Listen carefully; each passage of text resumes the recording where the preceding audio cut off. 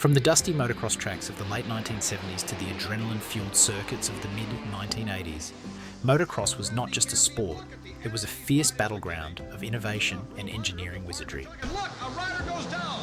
The years from 1980 to 1985 in particular marked a golden era where every manufacturer was locked in an arms race, pushing the limits of power, handling, and technology to claim supremacy on the dirt.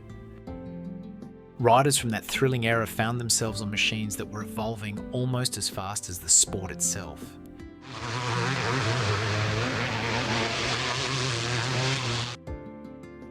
But for the moment, let's rewind back to 1978, and motocross is on the cusp of a revolution. The paddock is alive with anticipation and the low hum of speculation. What secret tweaks are hidden beneath those factory plastics? What wild new ideas are the engineers cooking up this year? This was an era when the sport's legends, Bob, Hurricane, Hannah, Marty tribes and a new breed of international contenders were not just racing for glory, but for the very future of motocross technology. In 1978, the scene was electric. Honda had just unleashed the CR250R, turning heads not just with their blazing red paint, but with cutting-edge features like nearly a foot of travel in the forks and long travel shocks that promised a smoother ride over brutal terrain, and a strong motor that would put the iconic CR250 at the head of its class for the first time in nearly 5 years. Its little brother, the CR125R, would follow a year later in 1979. The European Spanish manufacturers, and many others too, were still well in the game in 1978, but it would soon prove to be the big four Japanese brands that would take motocross technology to a whole new level. The tracks themselves were evolving: bigger jumps, deeper whoops, rougher terrain. The old short travel setup simply couldn't keep up. The monocross, Suzuki's RM full floater prototypes, and Honda's experiments with rising rate linkages were born out of necessity as much as innovation. But the technology was still in its infancy. Suspension travel had reached 11 or 12 inches, but the frames, still made of flexy steel, weren't quite ready for the abuse. The ProLink rear suspension delivers a giant 12 inches of travel and features four-way adjustable rebound damping. The 41mm leading axle air forks have 12 inches of travel and feature a new lightweight double leading... Suspension and tuning was a black art, and many a racer spent the night before a race fiddling with just about everything, hoping to find that elusive sweet spot that would give them the edge on the track. Carson holds on to third with Bowen in fourth, Jeff Ward is fifth, Keller sixth, Van Dorn seventh, O'Mara eighth, Hanna ninth, and rounding out the top 10 is the KTM-mounted world champion Heinz Kindergarten. In 1980, the motocross world was buzzing about suspension. The days of twin shocks were numbered and the single shock era was in full swing. Kawasaki made headlines with the debut of the Uni-Trak system on the KX420 and KX250. This vertically mounted, linkage-actuated single shock transformed the green machines into serious contenders. Kawasaki's open-class Beast also benefited from the new technology, making it more manageable and competitive. Yamaha was already a few steps ahead, having introduced the monocross single shock system in the mid-70s. By 1980, the YZ125, 250 and 465 all featured refined monocross setups. Yamaha's engineers were chasing lighter frames and better geometry, making their bikes flickable and forgiving. The YZ465 in particular was a torque monster, but the monocross helped harness all that power. In 1980, Honda CRs still had twin shocks, but were quietly refining their ProLink system, which would soon become a household name.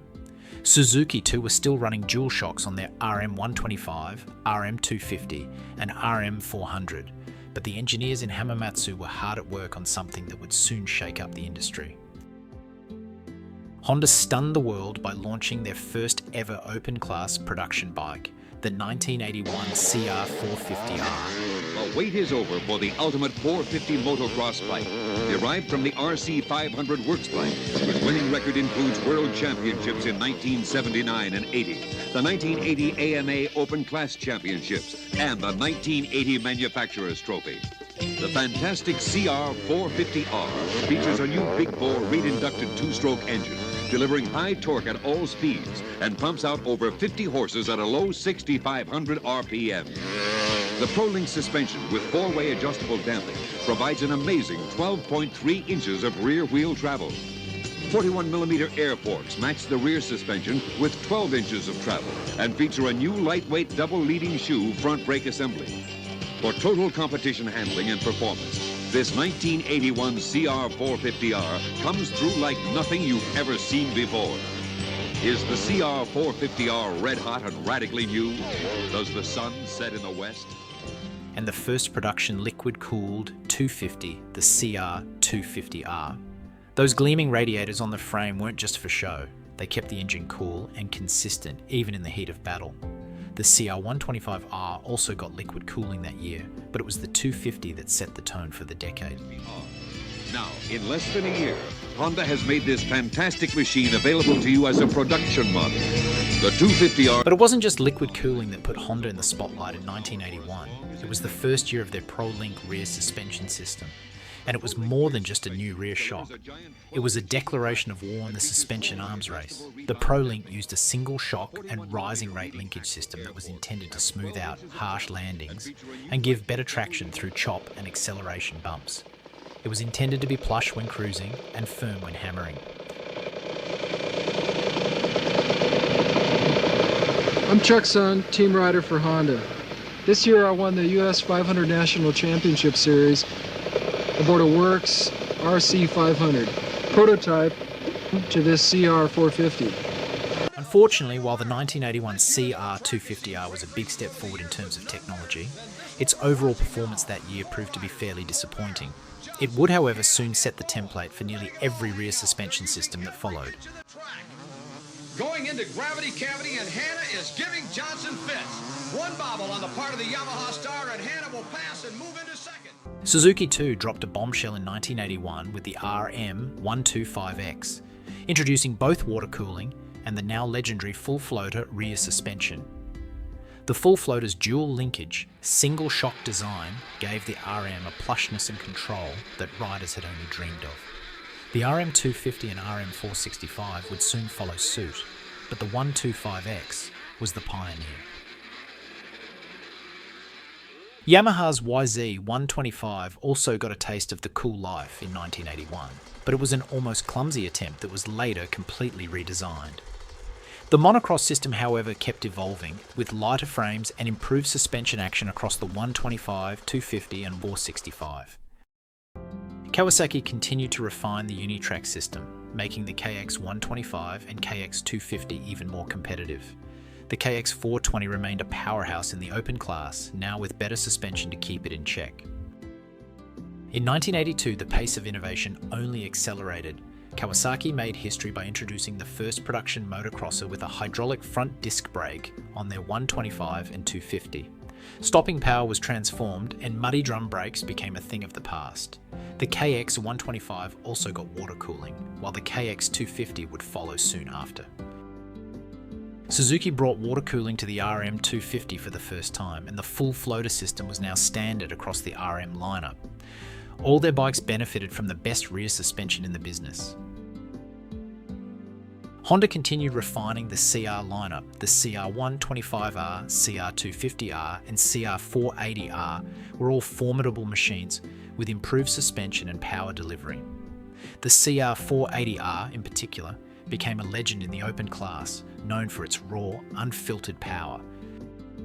Yamaha's YZ250 got water cooling for the first time in 1982, and along with its 125 sibling, was completely redesigned for that year, but their radiators still unfortunately remained fixed to the steering head. 1982 was also the first time we would see a power valve system fitted to a production motocrosser, with both the 125 and 250 getting the new YPVS system. The monocross system too got yet another redesign. The 125 and 250 were lighter and sharper, while the YZ490 replaced the 465 as the open-class Thunderbolt, and while it offered significant power, it could be a demanding, albeit competitive machine in the right hands.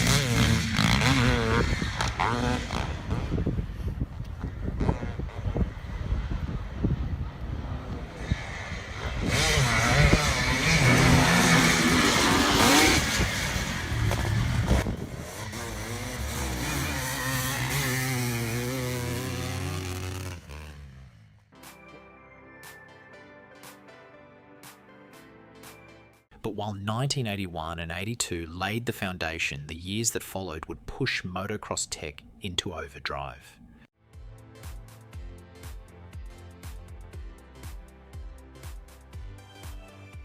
By 1983, water cooling was the new normal, and Kawasaki was the last of the big four manufacturers to finally put liquid cooling on their 250 motocrosser. One bike that deserves a special mention here is the 1983 KX420, often described as the one dirt bike to ride before you die, or by Dirt Bike magazine as a fuse looking for a light, or more simply, unrideable, violent. The biggest green meanie was certainly no slouch in the horsepower department. At 65 ponies and a dry weight of a touch over 104 kilograms, it was so formidable that its narrow power spread and ferocious delivery was seen as the outer limit of sanity in its day.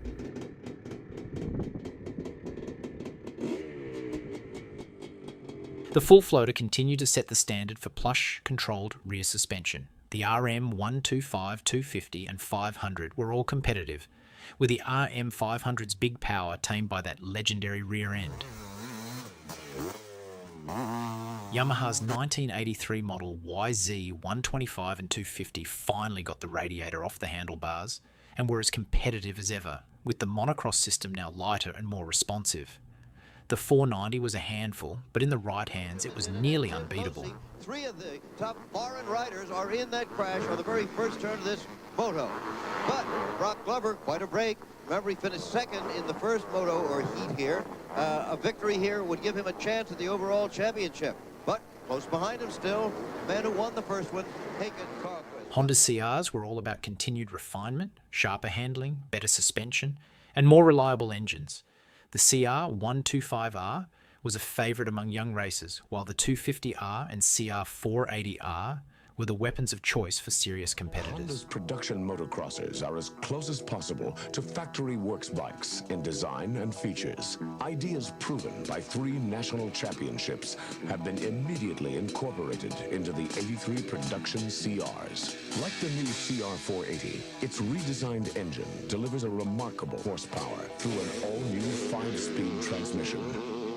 ProLink rear suspension with new 12-way adjustable compression damping and 20-way adjustable rebound damping, and a dry weight of only 225 pounds that puts the CR480 right at the minimum class limit, and a gas tank that extends down the side of the frame, concentrating more weight near the machine's center of gravity for better handling.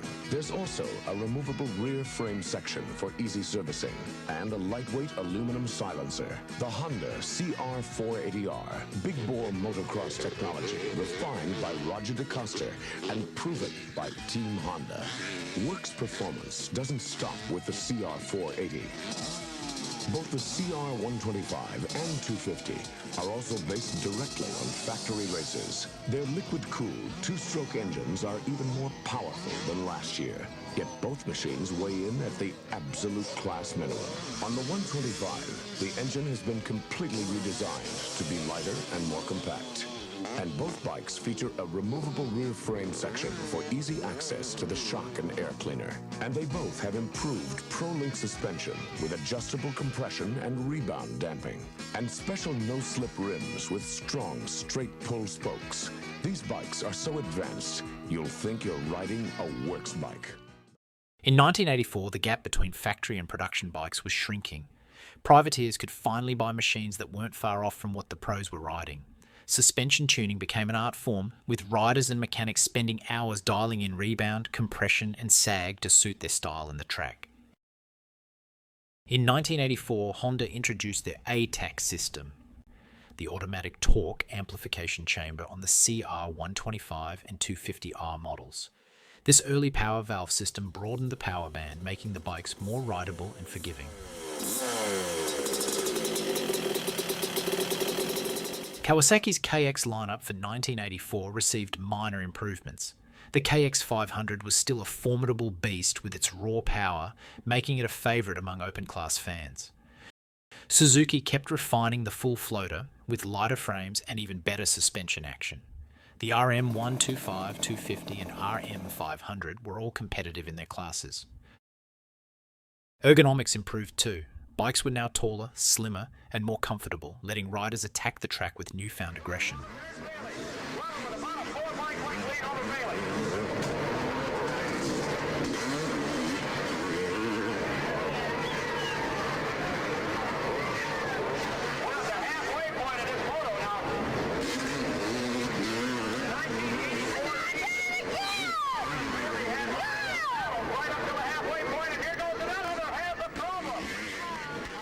By 1985, the modern motocross bike had arrived.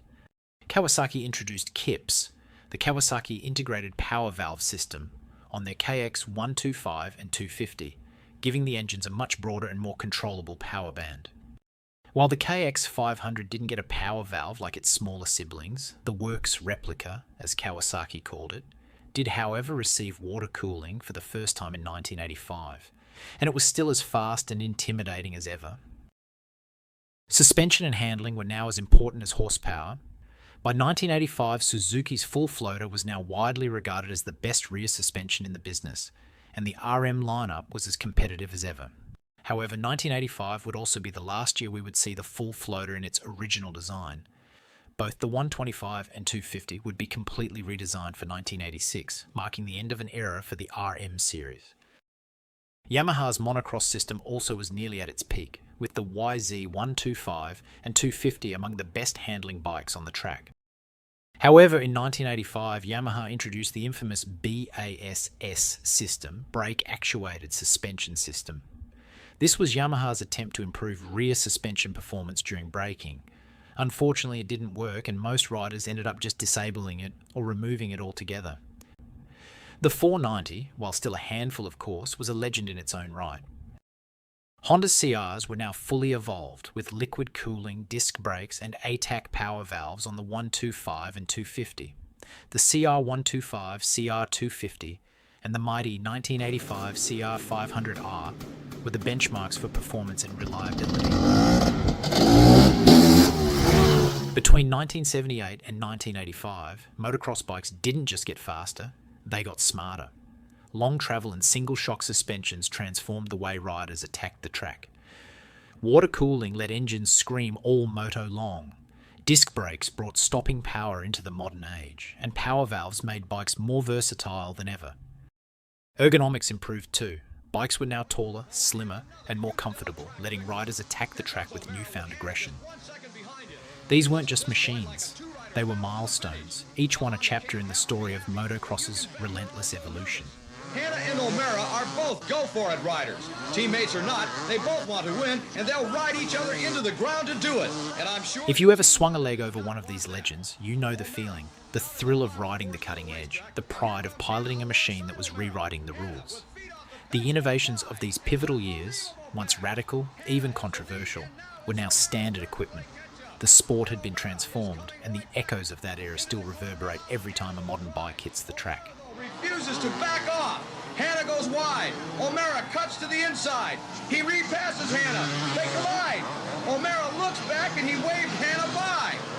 I don't understand this, and I don't think that If you enjoyed this blast from the past and want to see more similar stories, or even if you have some topic ideas you would like to see, hit that like button, drop your favorite bike memory and suggestions in the comments, and subscribing too would be great. Thanks for watching. See you next time. Micromoto Touro.